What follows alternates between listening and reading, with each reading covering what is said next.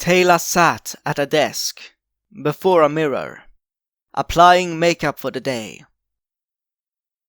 She was still wearing her nightgown. Her room was lavish. The walls were plastered and painted with vines that curled into spirals. In the eastern wall was a window. It was wide open, letting the summer breeze in. The wind played with the white curtains. The floor of the room was of polished wood.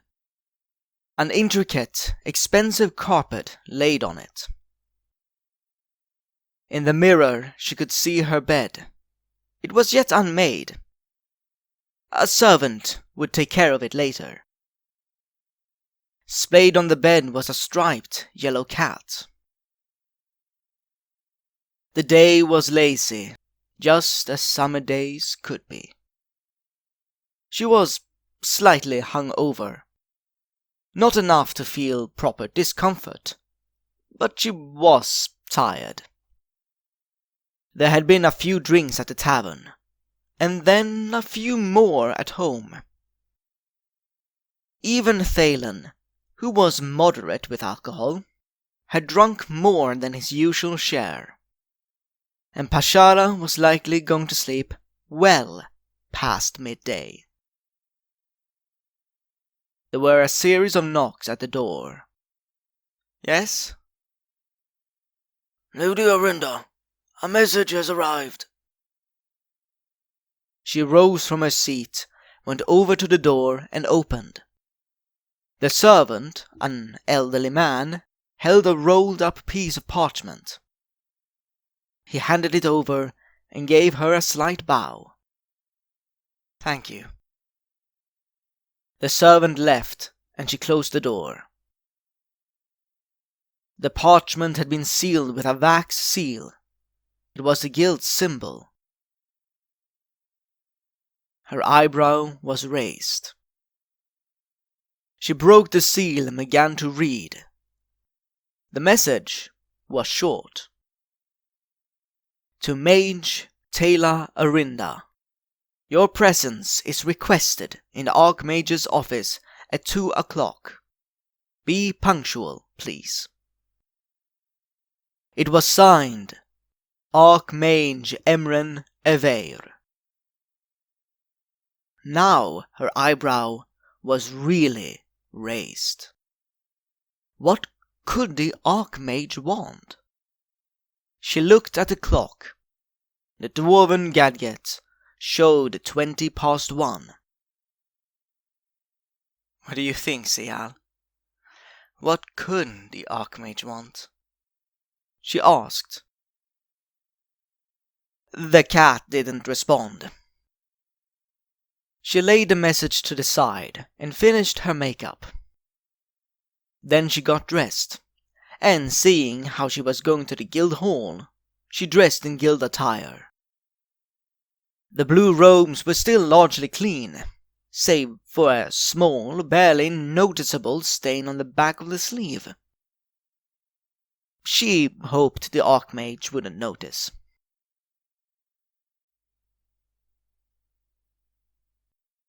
She landed in the guild's courtyard and shifted from her falcon shape back into her human one.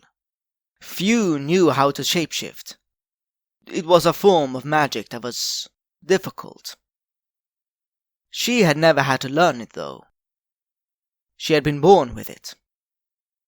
Although it was a little limited, she could only take the form of a falcon. Yet the ability of flight made up for that limitation manyfold. The guild hall wasn't far off. She could easily have walked the distance in no time. But she felt like she wanted a short flight.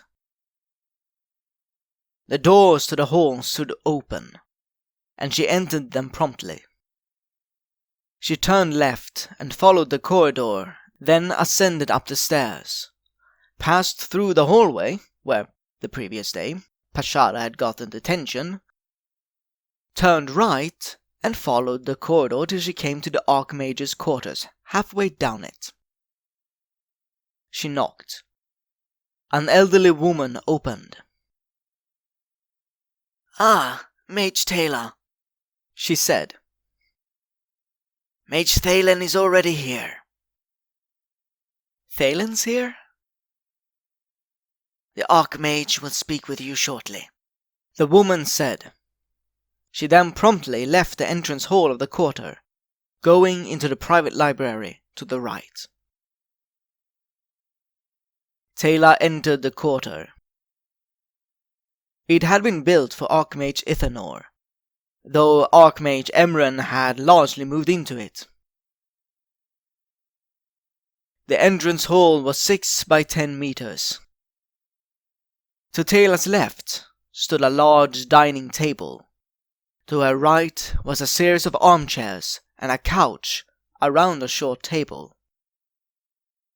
Thalen was lounging in one of the armchairs. The half-elf's black hair was well combed. His green eyes were fixed on her, a smile on his lips. "Good morning," Taela said. "Morning? It's 10 to 2, Taela." "Well, I just woke up, so it's morning for me." "Well, by that logic, it will be evening before it's morning for Pashara." Both laughed.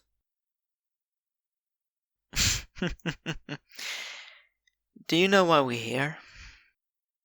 she asked, and sat herself down in the opposing armchair.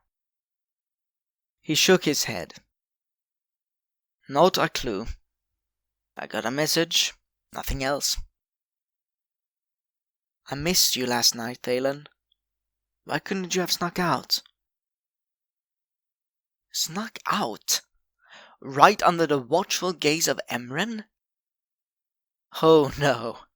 There was not a single moment when I could have stolen away, and believe me, I tried." The bed felt empty, she said. "I'll try better next time, I promise." They continued to chat for a while. Then the bell in the great guild clock rang. It was 2 o'clock. They rose. "Well, let's see what Emren wants," he said.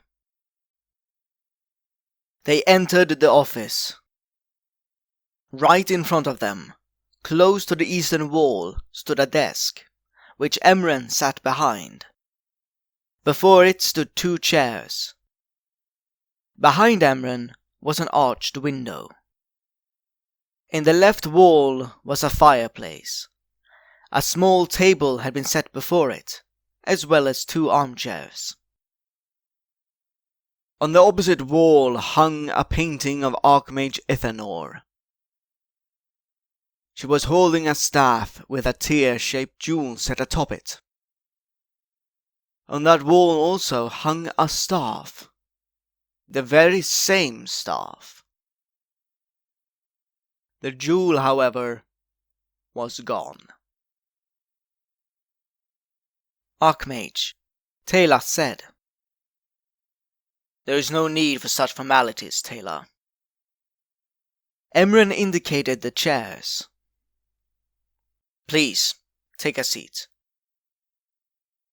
Thalen and Taela sat down. Emren brought forth a few parchments from a drawer in the desk. "I assume you are aware of the investigation that's been ongoing." They nodded. Taela had heard of it, but had paid it little mind. "Magi Halmar has concluded that some group with nefarious intent is behind the occurrences, and that this group is searching for an artifact. Aniath Istin." "The Starbow?" Thalen asked. "Why would someone search for it?" "We don't know. Whatever the reason, a group of nefarious intent Searching for such a powerful artifact is worrisome. But what has this to do with us? Taela asked. Emren raised his hand a little. The Magi have decided. He fell silent for a second. Decided that the guild is to search for the bow ourselves. To find it before it can fall into the wrong hands. It is to this end that I have called you here. After some debate, you two were chosen. Us? Thalen asked. Taela was exalted. Courtesy of Magi Huldra, Emren added. Taela could barely contain herself. At last, something exciting. So where are we going? She said, her excitement playing in her voice. Emren cleared his throat. The only person in the guild who did any substantial research on the topic was former Magi Healthier. But he disappeared 20 years ago, Thalen said. He did. His secret visit to Dayrol was a disaster. Ithanor barely slept for a week. His last notes, to be found here, speaks of him finding a clue. Ranun was searching for it, or at least researching it. He went to Dayrol seeking any knowledge that Ranun might have had on the Starbow. Before he disappeared, he sent Ithanor a letter, Emren said. He began to read from one of the parchments. My research has been fruitful, for it seems very likely that Ranun had interest in the topic. I first searched the main library, but to no avail. All documents on the Magus priesthood had been destroyed in the Great Fire. However, remembering that the temple library dates from before the fires, and that its archives largely survived the destruction of the temple, I went a-looking there. The high priest was kind enough to give me access to the library. The librarian, a charming dwarf, was most curious about my research, as was his assistant, a younger priestess. There I discovered a single tome. It lacked markings and had no name. It was a journal of some kind. Whose I cannot say, but it seemed that it belonged to a member of Ranun. Most of the content was trivial, only really interesting from a historical perspective. But there was a fleeting mention of a weapon that could bend the astral fabric. What this weapon was not mentioned, but it is likely Aniath Istin. Nor did it mention any location that they might have searched. My research into this subject is still ongoing, and I hope for your full support in my pursuit, Archmage. Yours truly, Mage Healthier Immerun. I didn't know Ithanor was involved in his trip to Dayrol, Taela said. I don't think she was, Emren said. Healthier was always interested in the Starbow and had long sought support for his research.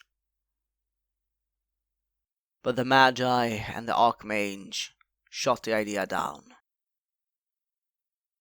So he pursued it himself. Instead, he created a scene for the guild, got us banned from the whole of Taela for 10 years, and then just went up and vanished. Taela said, "It was not his intention, but yes, he created quite a controversy. This mission, if you accept it, takes you to the Temple of Dayrol, to find a lead where Hothu went next, or where he was planning on going." "But father, if this group is ready to kill people to gain their ends, then this will be dangerous." Emren was silent. Thei ame leis nor. I didn't want to send you out, Thalen. But the Magi have spoken. I may be Archmage, but I have no authority to go against their decisions. Don't worry, Emren, I'll look after him, Taela said. I no doubt you will, Taela. But your words offer little solace to me. But what about Dahlia's laws of magic? Thalen began. "If we are discovered in Dayrol, we'll be safe, Thalen. We'll have permission to be in Taela. Right, Emren?" Taela said. Emren said nothing. "Right? This mission is secret. The Grand Duchess of Taela would ask too many questions. And gaining the permits would take time. Time we likely don't have. Then there's the possibility that she'd outright say no. A possibility we cannot take. So we're going into Taela without permission." Thalen stuttered. What if we are discovered? In this group? I don't know if I can do this." Taela looked at him, ready to give some witty comment, but she stopped herself. There was genuine fear in Thalen's eyes. "Thale," she began, "is this not what we have dreamt of for so long? You have told me so many times that you want to see the world. Not just be stuck behind a desk at the guild." "Come on, Thalen. I'll be there." He looked down. She could see that different sides within him were struggling. "Are you going to let me go out there alone?" He sighed. "All right." She gave him a slight smile. Emren nodded slowly. But what about Pashara?" Taela asked. "Even the Magi knows that you three are inseparable. But it was decided that she is to remain behind," Emren said. Huldra was cryptic about it. "What do you mean?" He shook his head. I don't know. She has seen things, but what she did not reveal. So when will we be leaving?" Thalen, who was still a little unsure, asked. "In a week's time." The day after His Majesty's solstice feast. Is there anything else you wish to know at present? They shook their heads.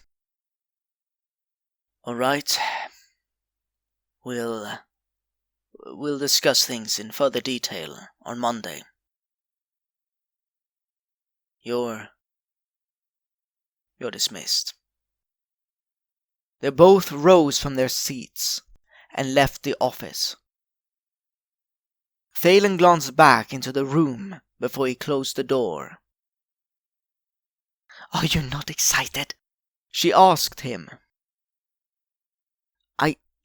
I don't think you're seeing the seriousness of this situation, Taela. I don't know what precisely is in the report, but we are talking about murders. If there's an entire group behind it, then this is a greater conspiracy.